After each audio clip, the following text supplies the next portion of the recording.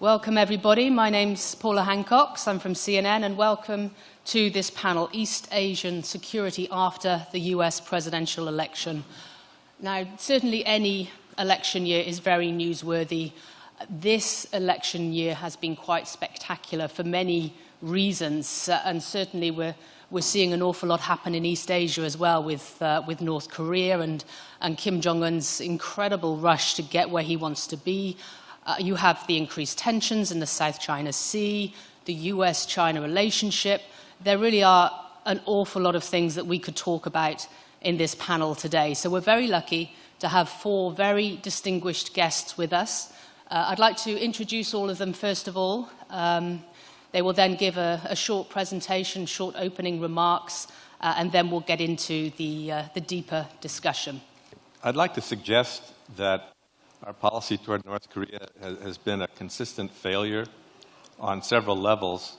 I just read a report of the Council on Foreign Relations done this year, which would consider military actions, quote, that directly threaten the existence of the North Korean regime. A third tactic has been, or strategy has been, to wait for the North Korean collapse. I don't know how many times over 25 or 26 years I've talked to people who are convinced that North Korea is going to collapse. It isn't going to collapse, even though that was a consensus in Washington that it would for many, many years. The North Koreans have made clear that collapse for them means going to war. They will go down fighting.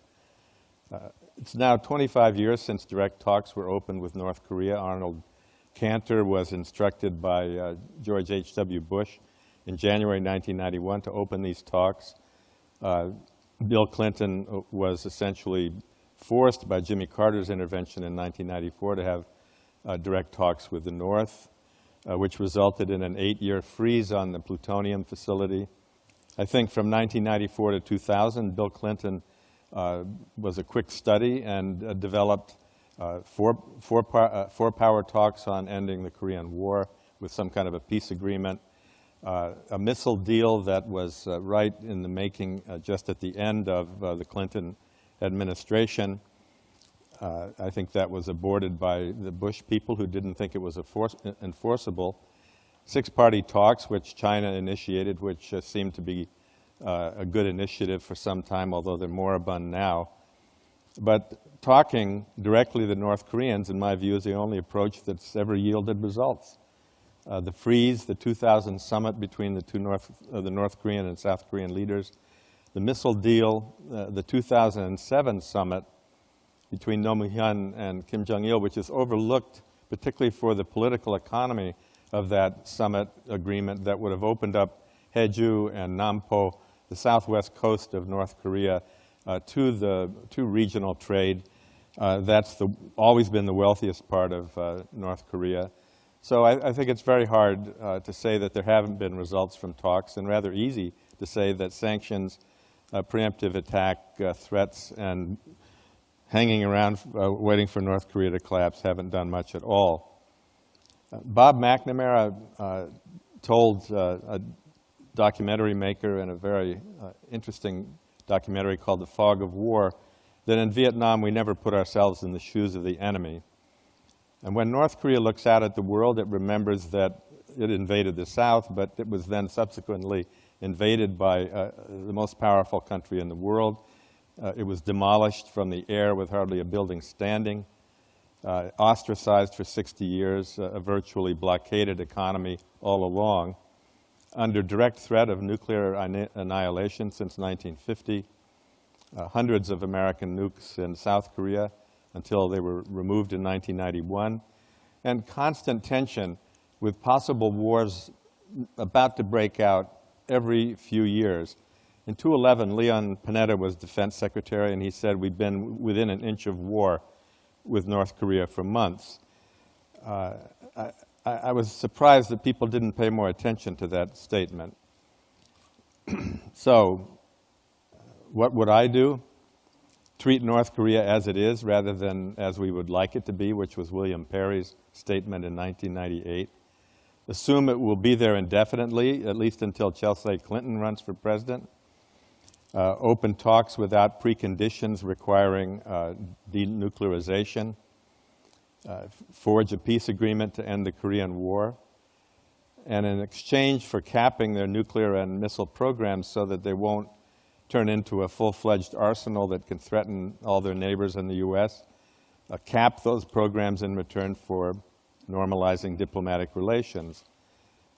President Obama has brought Cuba in out of the cold, Burma, Iran, Laos, and as a lame duck, he has a lot of power because he can do what he wants without being blamed for it, even though his party will be blamed for it. And I'd like to see him try again an initiative regarding North Korea. We might finally gain some influence over that regime if we had an embassy there and normal relations. Critics will say you're rewarding them for their nuclear program, but 25 years of futility in trying to end that program needs to end, in my view. North Korea, Ambassador Hill may correct me on this, but I think in Washington, for 25 years, North Korea has been seen through the lenses of non-proliferation, rather than focusing on the specific aspects of the conflict that has gone on in Korea for 70 years, and that the North Koreans pay assiduous attention to on a daily basis, and which most Americans, including many officials, don't know much about. I was told by two witnesses that Defense Secretary Rumsfeld was surprised to find out that we had 40,000 troops in Korea when he came into office. So that perhaps shows you what we're dealing with. I'd just like to say one more thing, not about this, but about the South China Sea, which is a real flashpoint in which small incidents could ratchet up. And I don't think they would lead to a major conflict between the U.S. and China, but they would certainly poison relations if there was an incident. And I would just throw it out to the audience. I don't know what China thinks it's doing. It has abandoned its policy of a peaceful rise and is alienating neighbors one after the other, pushing them back into American arms. And it just doesn't seem to me to be a proper way to act for a country that has always looked on its neighbors with a certain kind of benign neglect and is acting like a very petty small power rather than the other virtual superpower in the world. So I'll just stop right there. Thank you. Thank you very much. Well, actually, if I had been asked to discuss security in East Asia after the French presidential elections, my contribution would have been very short, nothing different. Now, if you ask me to discuss the same subject after American elections, I think I am not the one to do that. So I think what I can do best is to give a European perspective or my perspective on the whole geopolitical situation in East Asia. And to do that, I think it's very important to distinguish between the short to medium term and the longer term. But of course, the longer term impacts on any strategy on the part of the US and other countries.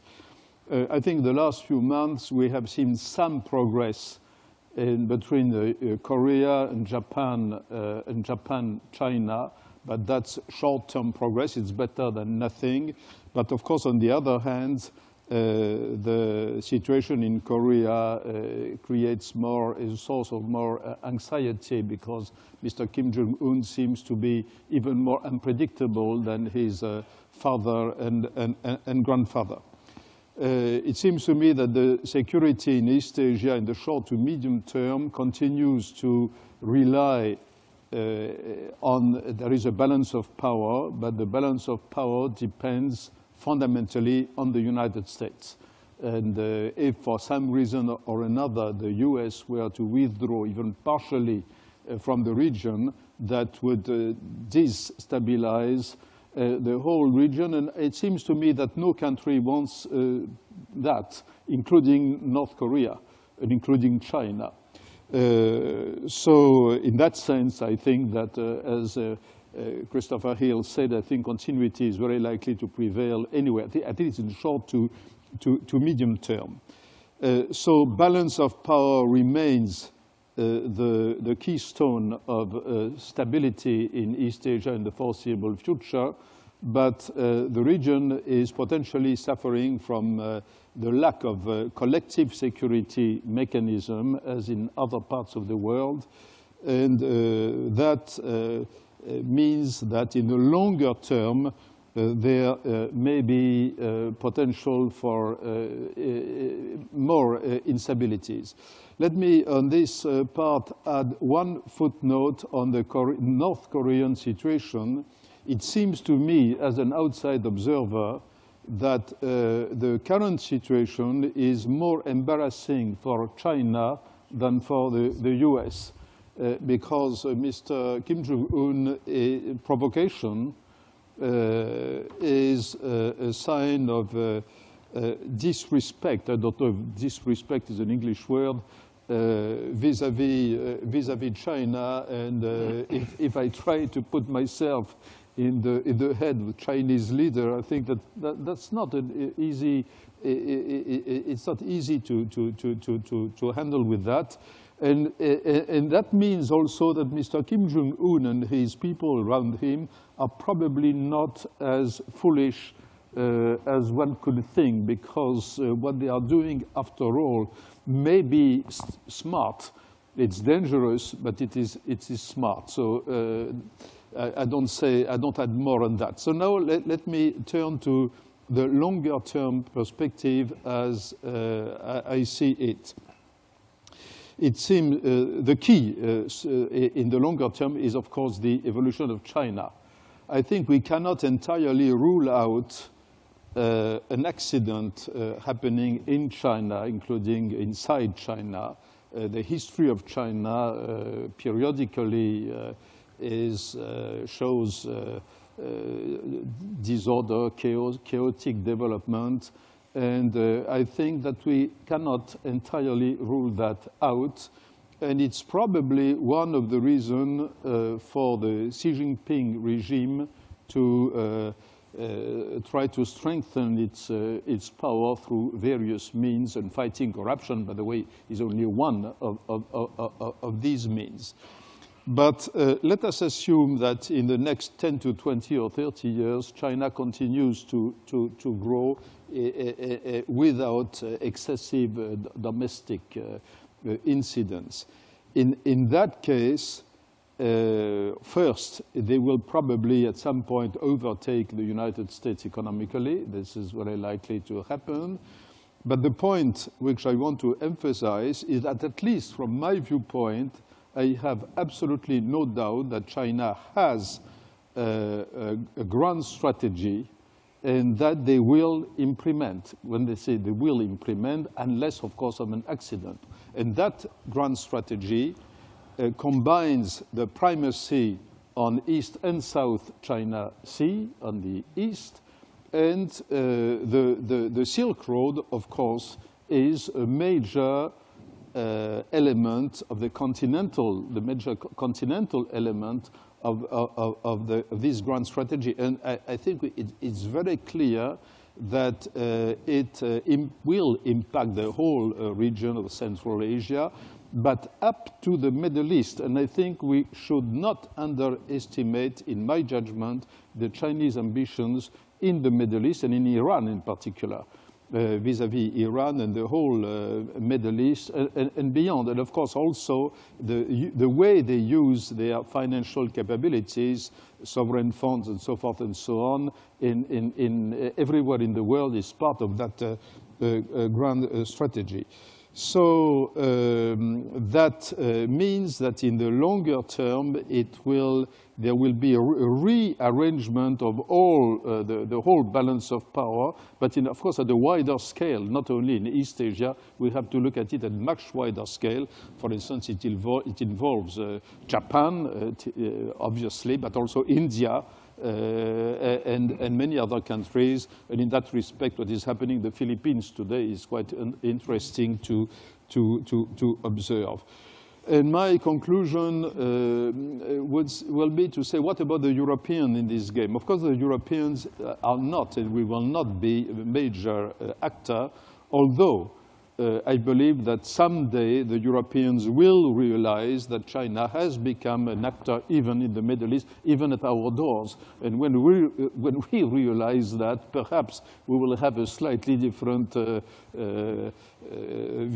judgment on China. But until then, it seems to me that logically the Europeans will remain more or less neutral in the vis-à-vis the great US-China competition. Thank you. So we'll delve a little deeper into those issues you brought up now. And if we can start with China, I mean, obviously Donald Trump has said a number of things that have surprised people in the region, that have, quite frankly, terrified some people in the region, suggesting pulling US troops out, allowing nuclear weapons in. But one thing he has mentioned a number of times, which does resonate with many people, is China has to do more. He says China, if they could sort North Korea out very easily. Is that the case anymore? Does China have this influence that not just Mr. Trump, but many others believe that they do? Ambassador Hill. Well, I think it's, dare I say, it's a little more complicated than Mr. Trump suggests. And first of all, I think, yes, we would like to see China do more. But, you know, every time we say to the Chinese, you need to do more, they turn around and say to us, well, you need to do more. And so I think we ought to shift a little and say, we need to work on this together. And so I think there needs to be much more focus in our discussions with the Chinese about what to do in on the Korean Peninsula. Now, I think it's very important that the key relationship is the U.S.-ROK relationship. And so I don't think we should put ourselves in the position of talking to the Chinese about the Korean Peninsula without the ROK. So I think we need to manage that. And I think we do manage that. But I think what we need to do is address what I think is really the essential issue that Strobe Talbott just mentioned, which is the fact that China is worried about what a united Korean Peninsula could mean for its interests. For example, does it mean there are going to be U.S. troops up on the Yalu River? That's a question they would kind of like to know the answer to.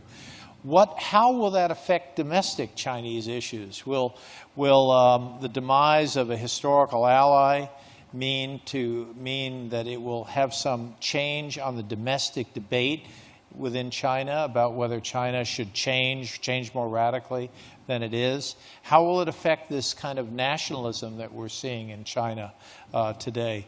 So I think there are a lot of issues where I think the U.S. really needs to ensure that the quality of our discussion with the Chinese is much better than it has been. And I think the problem is we send senior officials to China episodically. They get off the plane, they complain about the jet lag, and then they proceed to discuss 101 different issues, kind of Christmas tree of issues, whereas I think we need a much more focused dialogue on the issue of North Korea's eventual collapse. And it's not that we're necessarily bringing it up, although the Chinese accuse us of that. The Chinese, implicit in their policy, is a concern that if they push on the North Koreans, it will collapse. So I think we need to, in some ways, reassure the Chinese without impinging on our relationship with the ROK. And I think we need to do a lot more of it.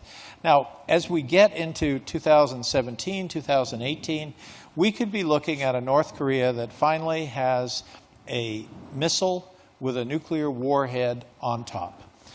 And that is going to be a tough one. When they stand that missile up and start putting liquid fuel in it, and it seems to still be a liquid fuel issue, meaning that we'll see it for at least a few hours. What are we going to do? Are we just going to wait and say, well, the North Koreans say that's a space launch, so we don't need to worry about our concern that it's nuclear capable and sitting on a launch pad?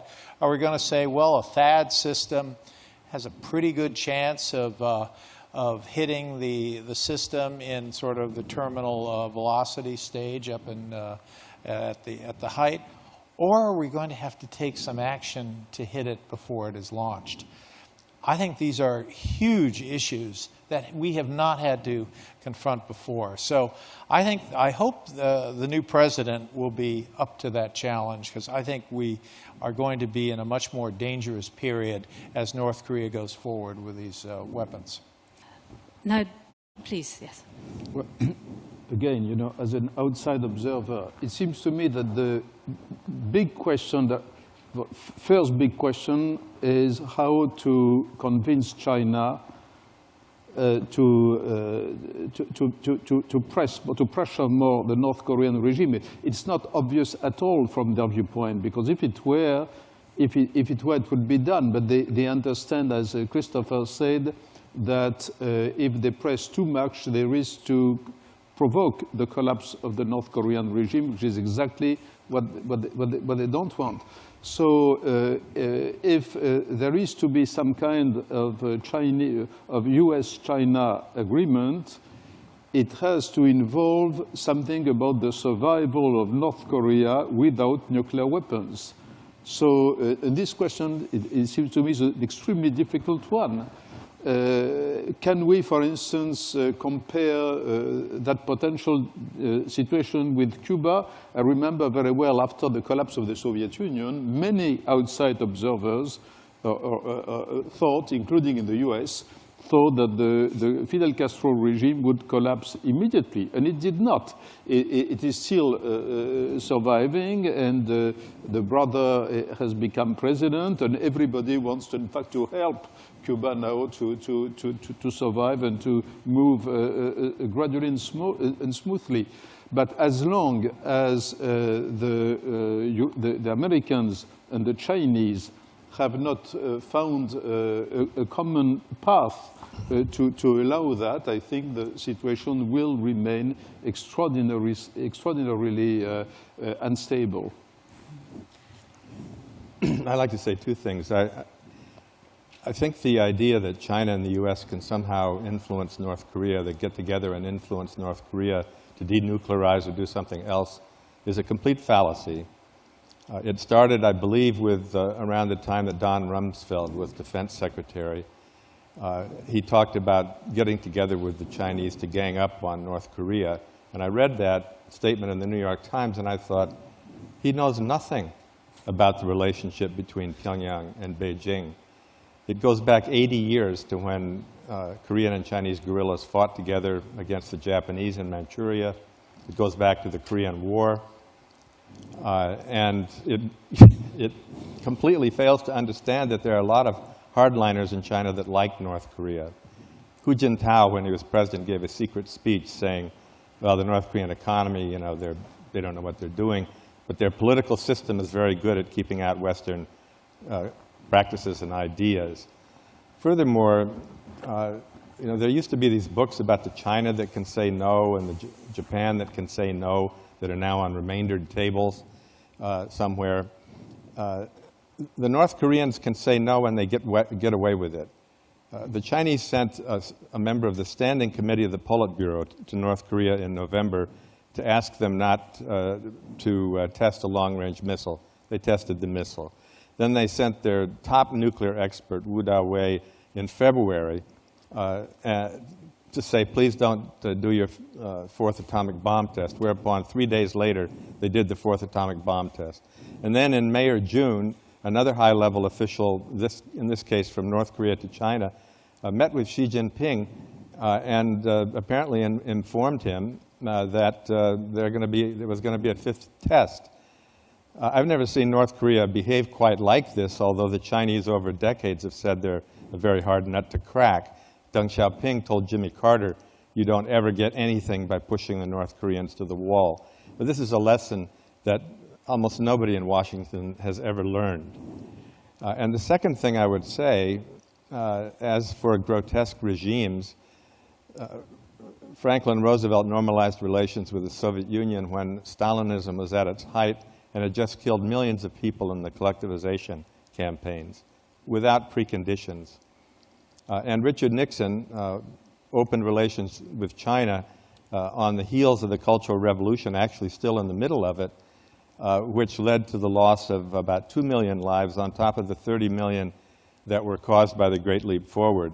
North Korea has no record of top-down direct mass killings of millions of people. And yet Nixon also opened relations with China without preconditions. Diplomacy is for enemies. It's not for friends. Friends don't need diplomacy. Could I just mention that in the six-party documents, when the North Koreans expressed an interest in a treaty, we agreed to put it in there. We said if we would essentially look forward to a treaty in the context of fulfillment of this agreement. When the North Koreans indicated an interest in diplomatic relations, we also added that is cross-recognition of states, and we offered to the North Koreans as a kind of down payment on that we would establish interest sections the way we did with China, which was a process that led within a few years to diplomatic relations, within a very short few years. So these were all things that the North Koreans had mentioned. We put it in the agreement, and then they said, thank you very much, and they walked away. So I think it's hard to negotiate with somebody who doesn't really know what they want. And I think that's what we have with the North Koreans. They want regime survival, got it. We addressed that. They also, appear to want respect. And believe me, we toned it down a lot in dealing with the North Koreans. We sent envoys there. I went there 3 times. I mean, we tried to deal with this concern that somehow they felt we were insulting them, and they still walked away from it. So the issue with the North Koreans is I don't think they know what they want, except that what they seem to want is what they cannot get, which is to have nuclear weapons and have our respect. That's just not going to, people talk about American exceptionalism. I think what we've really had to deal with is a sort of North Korean claim of North Korean exceptionalism. The World Knowledge Forum